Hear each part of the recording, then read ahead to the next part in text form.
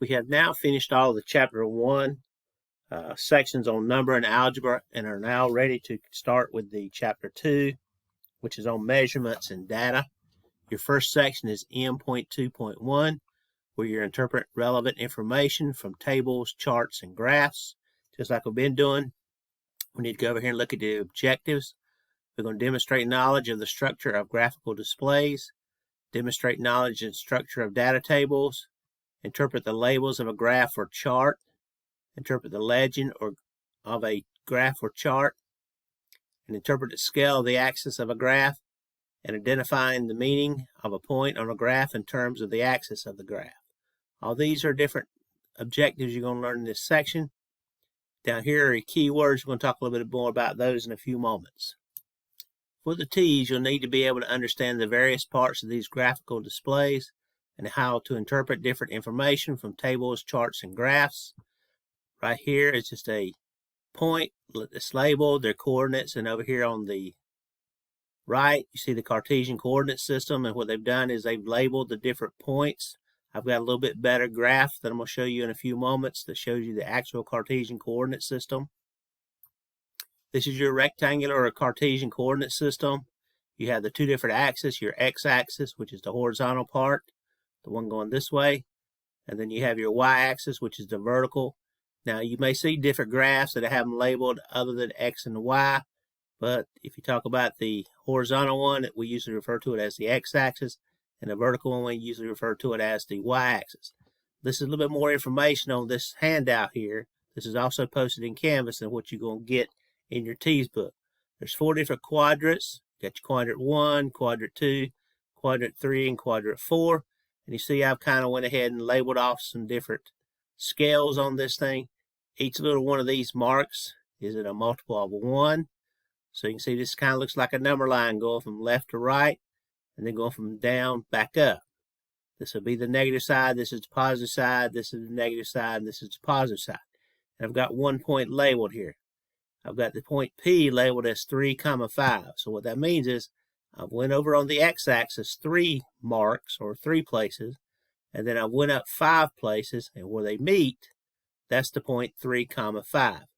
Now the origin is always where these two axes cross. It's always 0, 0. So you can kind of see you don't go any to the left or any to the right. You don't go down any, you don't go up any. This is always just 0, 0, and it's considered to be the origin. It's the point where they cross. Now, every graph, when you start plotting points, if it's got an x-axis and a y-axis, the first point is always x, the second point is always y.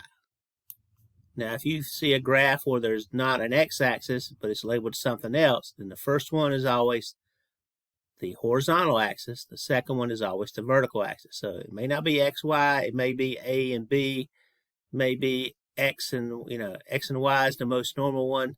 But whatever you got, just remember the first one is the horizontal axis. The second point is always your vertical one.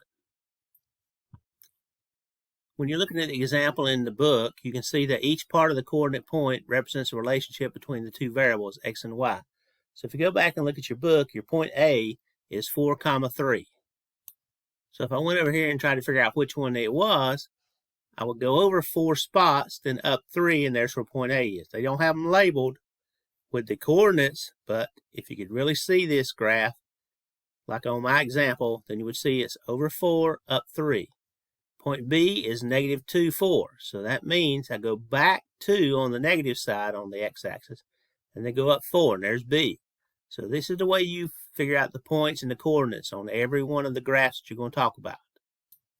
Now, if you were given an XY point, what they call these coordinate points, and you got to plot it yourself, first thing you want to do is move from the origin in the direction, the horizontal first to get the x value.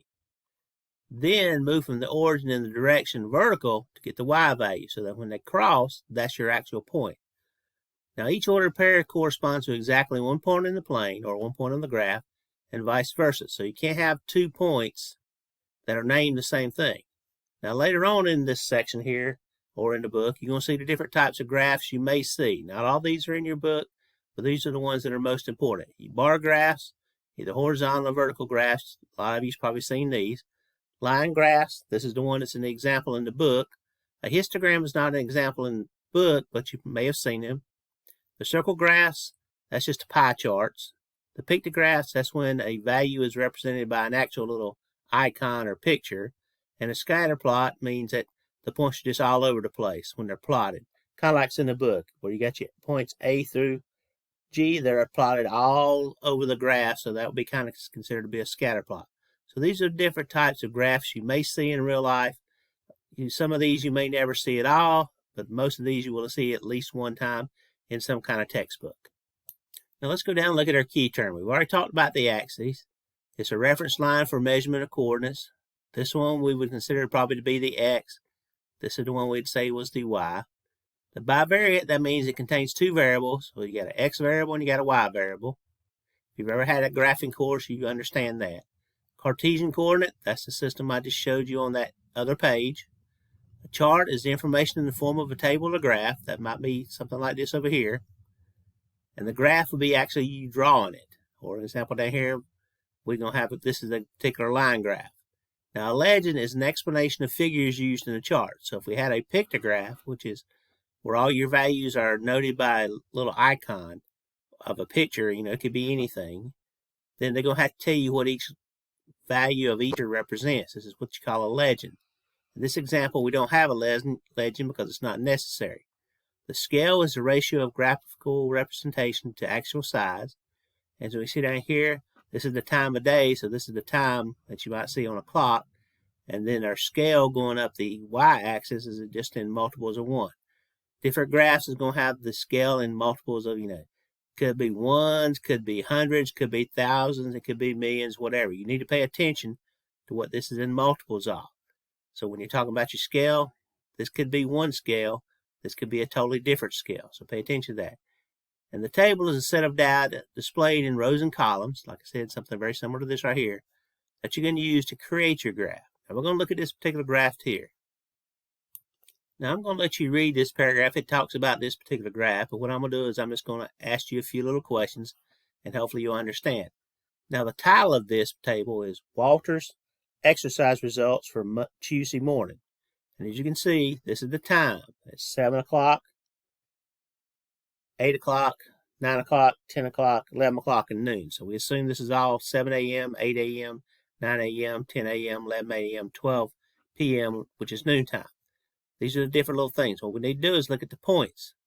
Right above 8 a.m., and then when we went over to the y-axis, we can see how many total number of steps taken. Now this is times 1,000, so you may not be able to read this real well on this screen, but look in your book. This is times 1,000. So this is not just 1. This is 1 times 1,000. So this would be 1,000, 2,000, 3,000, 4,000, so forth and so on. This again, look at your scale so that you know what it's representing. So at 8 a.m., we'd have to come straight across here. Now it's a little bit more than 1, so 1,000, but that's not really close to 2,000 yet. Then we go over here to the next one and we come straight across, and looks, if we had a ruler and put this directly across here where it's laying straight, we could say this is probably 2,000 steps. And then the next one, take forth and go straight across. It's between 3,000 and 4,000 steps, and so forth and so on. So when you're reading some of these graphs, especially if it's in multiples bigger than ones, it might be kind of hard to get exactly straight across here. We know this is between 1 and 2, but how far above 1 is it, and how far below 2 is it? So sometimes you might have to be actually guessing on these things. And you can kind of see that's what they did over here in their explanation. Now, you've got an example of a line graph here. This is just one I randomly found. What we need to do is, there's no title, so that's one of the mistakes that whoever created this graph didn't tell you what this is. So you have to assume some of the stuff by looking at what the axes are labeled. This is time. S means in seconds. This is the speed in miles per second. So they don't really give you a title or a legend so that you can understand that. But since I know kind of what this line graph is showing, I can assume this is miles per second and this is per second. So at 0 seconds, in other words, before you start, the speed is 0. So we got 0, 0. But if you look at the horizontal axis, it shows it in second. The vertical axis shows speed in miles per second, as I said. We can look at 1 second. The speed is traveled about 3 miles per second. And the way you look at it is you have to go up and then go straight across. Now each one of these little lines across here is where it'd be like 2, 4, 6, 8, and 10. Because between here and here is 10, and there's 4 little marks in between, so each one's 2. Now, when we go over here and we look at this line, we have to come straight across. Now, it's halfway in between 2 and 4, so we could say this is exactly 3. Now, don't go any more specific and say it's 3.1 or 3.2. You don't have to be that close on this example. Now, what we're going to do is at 3 seconds, we can kind of go up, and we can almost see that it is dead on the 12. So we go across here. It's probably easier if you have a little ruler where you can go straight across, but this would be about 12 miles per second. Then we go up here to 6 seconds, which is the highest one that's shown. And we can see that be 42, this would be 44. We're about halfway between 44 and 45.